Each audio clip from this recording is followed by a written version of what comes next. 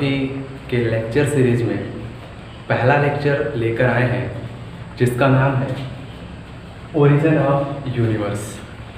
जैसा कि हमने लेक्चर नंबर 0 में हमने डिस्कस किया था कि ज्योग्राफी की स्टार्ट आखिर हम कहाँ से करें। वहाँ में हमने ये बताया था एस्ट्रोनॉमी से हम इसकी शुरुआत करेंगे और पहले इसको हम ये समझेंगे कि पृथ्वी की आखिर स्थिति कहाँ है, इसका रिवोल्यूशन कैसे होता है, सूर्य ग्रहण, चंद्र ग्रहण, बाकी सौरमंडल में, ब्रह्मांड में कुछ विशेष प्रक्रियाएं होती हैं जिसका हमारे जीवन में काफ़ी ज़्यादा महत्वपूर्ण प्रभाव पड़ता है। हम बार बार सूर्य ग्रहण, चंद्र ग्रहण मुख्य तौर पर सौरमंडल की प्रक्रियाओं में क्यों शामिल करते हैं, क्योंकि इसका प्रभाव हमारे पृथ्वी पर बहुत ज़्यादा पड़ता है। ठीक है, तो यहाँ से हम लेक्चर की शुरुआत करते हैं जिसका नाम है ओरिजिन ऑफ यूनिवर्स। इस लेक्चर को समझने के लिए आपको इस लेक्चर को पूरा देखिए, शुरुआत से अंत तक देखिए, और यदि अच्छा लगे तो आप इसे लाइक कर सकते हैं और यदि अच्छा ना लगे तो इसे आप डिसलाइक भी कर सकते हैं। इसमें आपकी हमारी एक तरफ से आपके द्वारा हमारे प्रति एक प्रकार से प्रतिक्रिया देंगे जो इसके आगे आने वाले लेक्चर को बहुत ही बेहतर बनाने में और हमारे इस परिश्रम की सफलता का कितना हिस्सा आप तक पहुंच रहा है इसको जांचने में हमें सुविधा होगी। तो इतना काम आप जरूर करिएगा। इस लेक्चर की शुरुआत करते हैं। तो इस लेक्चर की शुरुआत में हम देखते हैं ओरिजिन ऑफ यूनिवर्स। ध्यान दीजिए, इसका मतलब क्या है? ओरिजिन ऑफ यूनिवर्स मतलब ब्रह्मांड की उत्पत्ति। ऐसे आपको एक मोटा मोटा आइडिया हो रहा होगा, दिमाग के अंदर एक चीज़ चल रही होगी कि यूनिवर्स मतलब ब्रह्मांड मतलब ब्रह्मा के द्वारा बनाया गया कुछ एग शेप या अंडे के शेप का, है ना। लेकिन कुछ फंडामेंटल पॉइंट पर हम यहाँ पर डिस्कस कर लेते हैं जो हर जगह अप्लाई होते हैं। देखिए, ब्रह्मांड जो यूनिवर्स है, इस यूनिवर्स में कुछ चीज़ें बिल्कुल विशेष हैं। इसमें दो चीज़ें बहुत ज़्यादा विशेष हैं जिसका नाम है मैटर, क्या मैटर, और जो दूसरी है उसको हम यहाँ लिख देते हैं, है ना। देखने में सुविधा होगी तो इधर तीर करके लिख देते हैं, है ना। ये मैटर हो जाएगी और एक हो जाएगा एनर्जी। हालांकि ब्रह्मांड में ये दो चीजें हैं, लेकिन क्वेश्चन हमारा क्या था कि इस मैटर और एनर्जी की शुरुआत कितने समय पहले, क्यों और कैसे हुई, इस चीज का कैसे हुई उस प्रक्रिया पर आज हम चर्चा करेंगे। इसमें हमने कहा था कि कुछ सिद्धांत दिए गए हैं जिसमें से एक सिद्धांत है जिसका नाम है बिग बैंग थ्योरी। क्या नाम है? Big bang theory. Big bang theory आज हम इसी पर डिस्कस करने वाले हैं। ठीक है, आज हम इसी पर डिस्कस करेंगे। देखिए, बिग बैंग थ्योरी की घटना 15 बिलियन ईयर अगो हुई थी, है ना। क्या कब हुई थी? बिग बैंग की घटना जो हुई थी 15 बिलियन ईयर अगो हुई थी। बिग बैंग का सिद्धांत ये बताता है कि आज जितना भी यूनिवर्स में पदार्थ और एनर्जी है वो एक सघन डेंस पॉइंट, देख रहे होंगे चित्र में, यहाँ पर एक सघन डेंस पॉइंट पर केंद्रित था। ठीक है, अचानक ना जाने क्या हुआ, 15 बिलियन ईयर अगो ना जाने क्या हुआ, इस डेंस पॉइंट में विस्फोट हो गया।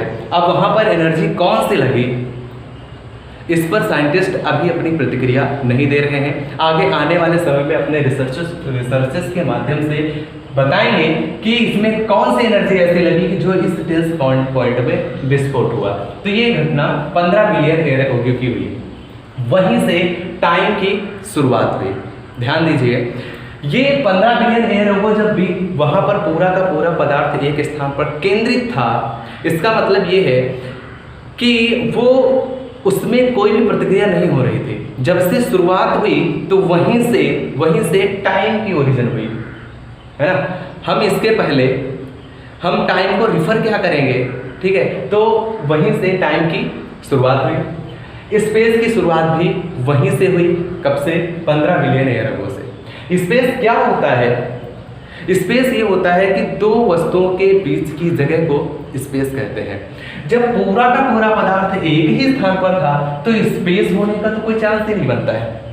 जब इसमें विस्फोट हुआ, इसके पार्टिकल बने और ये जब दूर दूर हुए तो उनके दो के बीच में क्या हुआ, स्पेस इफेक्ट हुआ, और वहीं उसी डेंस पॉइंट से जब विस्फोट हुआ तो वहीं से मैटर यानी कि पदार्थ की उत्पत्ति हुई। इतना क्लियर हो गया?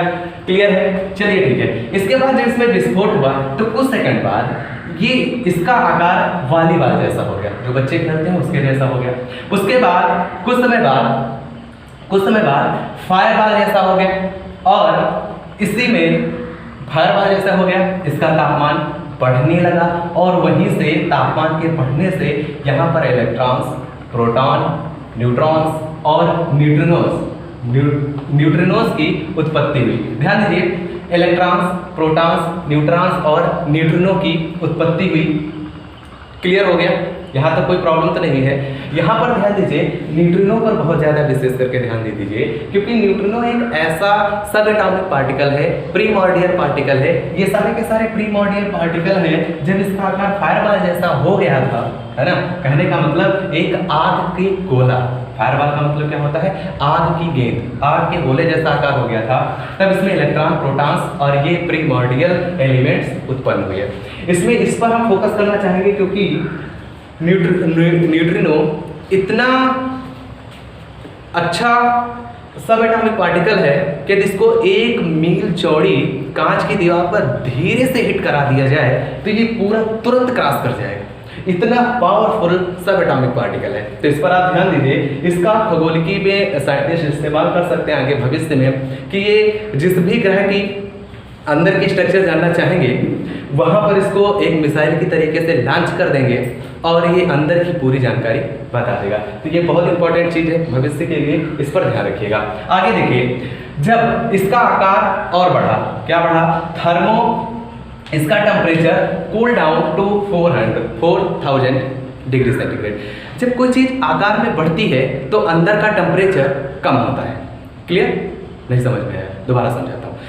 जब कोई चीज़ आकार में बढ़ती है तो उसका टेम्परेचर कम होता है। वही हुआ, एग्जैक्ट वही हो रहा है। यहाँ पर इसका आकार और बढ़ा और यहाँ पर टेम्परेचर कितना हुआ, 4000 डिग्री सेंटीग्रेड डाउन हो गया। जैसे ही टेम्परेचर डाउन हुआ तो यहाँ पर टेम्परेचर के कारण तो ये सब इलेक्ट्रॉन, प्रोटॉन, न्यूट्रिनो और न्यूट्रॉन्स और न्यूट्रिनो ये सब अलग अलग थे, लेकिन जब टेम्परेचर डाउन हुआ तब इन्होंने सब आपस में कंबाइन होकर के एटम्स बनाना शुरू कर दिए। एटम कौन सा बना होगा? तो एटम कौन बना? वो हाइड्रोजन और हीलियम्स के एटम थे, जो क्या बना, इस एटम बना। और एटम के बनने से ही किसका निर्माण हुआ? तारों का निर्माण हुआ, स्टार फॉर्म्स। जब मैटर बन गया तब तारों का निर्माण हुआ। मैटर मतलब गैसेस का जब निर्माण हो गया तो यही गैसेस किसका निर्माण की? तारों का निर्माण की, और तारे में ही नाभिकीय संलयन की प्रक्रिया शुरू हुई और ये स्वयं से एनर्जी को जन्म देना शुरू कर दिए। अब बहुत सारे जब तारे बन गए तो ये तारे सब अकेले तो रहेंगे नहीं। जब अकेले तारे नहीं रहेंगे, वैसे भी अकेले कोई नहीं रहना चाहता है। यहाँ पर यदि अपनी ही सोसाइटी की बात करें तो कोई अलग नहीं रहना चाहता है, तो तारे क्यों अलग रहना चाहेंगे? तो तारों ने क्या किया, आपस में ग्रुप बनाना शुरू कर दिए। जब इन्होंने ग्रुप बनाया तो इन्होंने गैलेक्सी फॉर्म की। गैलेक्सी क्या होती है? तारों का समूह। क्या कहलाता है? गैलेक्सी कहलाती है। और गैलेक्सी भी अकेले रहना नहीं चाहेंगी, तो गैलेक्सी भी आपस में रहना शुरू कर दिया और क्या बनाया? Super cluster of galaxies. इसको आप देख सकते हैं, यहाँ पर है, इसके हम कहते हैं सुपर क्लस्टर। आप देख लीजिए कहाँ पर लिखा है, ये लिखा है today super cluster of galaxies का निर्माण किया। एक सुपर क्लस्टर ऑफ गैलेक्सीज में लगभग 3 गैलेक्सियां होती हैं। क्लियर? 3 गैलेक्सियां होती हैं। अच्छा, अब इस तरीके से बिग बैंग थ्योरी ब्रह्मांड के उस डेंस पॉइंट से लेकर के इस गैलेक्सी के निर्माण तक पूरी प्रक्रिया का सही तरीके से क्या करता है? व्याख्या करता है। लेकिन हमने कहा सही तरीके से व्याख्या करता है, लेकिन आप तो नहीं मानोगे। क्यों? क्योंकि आप हमारी बात का तो भरोसा करोगे नहीं, करोगे भी, लेकिन आप कहोगे कि हमको कोई साक्ष्य दो तब हम भरोसा करेंगे।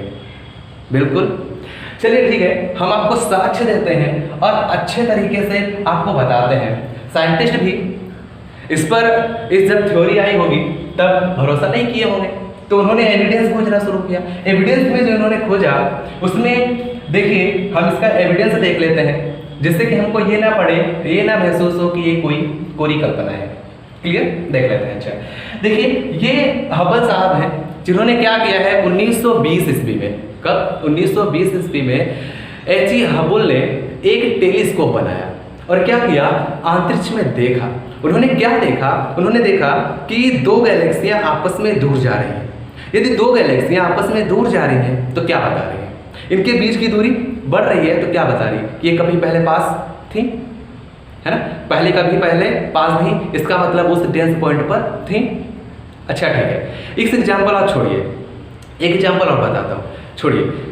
यदि चंद्रमा पृथ्वी से दूर जा रहा है, प्रतिवर्ष लेटेस्ट रिसर्च बता रहे हैं 3 से 4 सेंटीमीटर प्रति वर्ष यदि दूर जा रहा है तो क्या बता रहा है? यही बता रहा है कि ये कभी इस पृथ्वी के पास था। इसका मतलब ये पूरा का पूरा जो मटेरियल है जो आज नजर आ रहा है वो सब कहाँ था? डेंस पॉइंट पर था। चलिए ठीक है। दूसरा है जॉर्ज इव लेमेत्रे ने। तो जॉर्ज इव लेमेत्रे ने कुछ सिद्धांत दिया है ना, इन्होंने भी कुछ प्रयोग किए थे। इनका सिद्धांत 1966 में दिया गया, यही है। इसका मॉडिफिकेशन रॉबर्ट वेगनर ने किया था। इसका मॉडिफिकेशन रॉबर्ट वेगनर ने 1967 में कर दिया था। ठीक है, इन्होंने बताया हाँ ठीक है ये बिग बैंग थ्योरी ठीक है। इसके आगे जॉन मैथर एक यूएसए के बहुत बड़े साइंटिस्ट हैं, खगोलवेत्ता हैं। इन्होंने क्या किया? इन्होंने यूएसए के पूर्वी तट पर एक स्थान है मेरीलैंड। अब इसको आप मैप पर एटलस में जाके अभी देख लीजिए, ये आपका होमवर्क होगा, इसको आप देख लीजिए। स्थान हम बता दे रहे हैं जिससे आपको ढूंढना पड़े। यूएसए के पूर्वी तट पर है मेरीलैंड। वहाँ पर इन्होंने एक एक्सपेरिमेंट शुरू किया, एक मुहिम शुरू की जिसका नाम कोबे था। कोबे मतलब कॉस्मिक बैकग्राउंड एक्सप्लोर। इन्होंने एक सैटेलाइट को अंतरिक्ष में स्थापित किया और वो लगातार रिसर्च कर रहा है, लगातार जानकारी दे रहा है कि हाँ दो गैलेक्सियां, दो तारे आपस से दूर जा रहे हैं, जो एविडेंस जो प्रूफ करता है कि हाँ बिग बैंग थ्योरी सही है। तो इतने प्रूफ ही हैं, मान लिया कि हाँ इस तरीके से यूनिवर्स की उत्पत्ति हुई और इस तरीके से लगातार बढ़ता हुआ जा रहा है। अच्छा, लेकिन आगे भविष्य में क्या होगा? ह्यूमन की क्यूरियोसिटी है कि इतना कुछ जान लिया, लेकिन अब भविष्य में क्या होगा? भविष्य जानने की मनुष्य की उत्सुकता बहुत ज़्यादा हमेशा बनी रहती है, उसको जानने का हमेशा प्रयास करता रहता है। तो हमारे अंदर भी जिज्ञासा उठती है कि आखिर ठीक है ब्रह्मांड की उत्पत्ति हुई, इस तरीके से हुई और लगातार फैलता हुआ जा रहा है, तो आगे इसका भविष्य क्या होगा?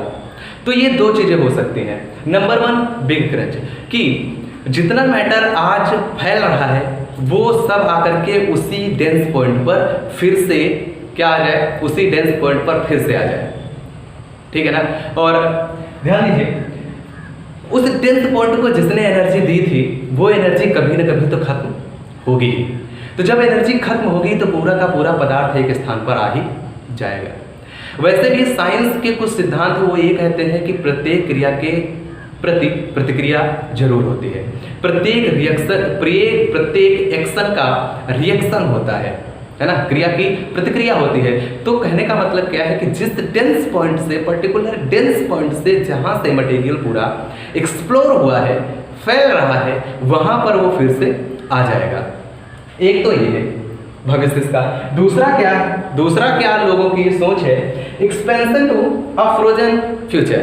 कहने का मतलब क्या है? इसका लगातार सतत जिस तरीके से इसका एक्सप्लोर हो रहा है, फैल रहा है, उसी तरीके से लगातार फैलता हुआ चला जाएगा। आप क्या कहते हो? क्या कहोगे? बिग क्रंच होगा या लगातार फैलता हुआ चला जाएगा? यदि कोई पूछ ले कि बिग क्रंच होगा या लगातार फैलता हुआ चला जाएगा, आंसर तो एक ही देना होगा, बिग क्रंच या फैलता हुआ चला जाएगा। तो सोच लीजिए अच्छे से, क्या विचार देंगे? Let me tell. ओके, इसमें अपना तो पर्सनल विचार है कि जहां जिस डेंस पॉइंट से कोई पदार्थ निकला है, कभी ना कभी तो एनर्जी खत्म होगी। तो जहां से पदार्थ निकला है वहीं पर आकर के फिर से आ जाएगा। तो इसका मतलब क्या है कि पूरा का पूरा मटेरियल भविष्य में एक ही डेंस पॉइंट पर फिर से आ जाएगा। क्लियर? तो आप क्लियर तरीके से इतना जान लीजिए कि भविष्य में जो अभी तक रिसर्चर्स हैं वो बता रहे हैं कि हाँ बिग क्रंच होगा, बिल्कुल। अच्छा, यहाँ पर अगर हम फोकस करें कि ये गैलेक्सी की थोड़ी जानकारी हासिल कर लेते हैं, क्योंकि इसी के बाद हमको स्टेडी स्टेट थ्योरी इसके बाद हम पढ़ेंगे। पहले हम क्या पढ़ेंगे? गैलेक्सी पढ़ेंगे। नेक्स्ट लेक्चर हमारा कौन सा होगा? पार्ट नंबर 2 गैलेक्सी का होगा, ठीक है। तो लेकिन गैलेक्सी के पहले हम कुछ थोड़ा बहुत यहाँ पर थोड़ी बहुत जानकारी हासिल कर लेते हैं।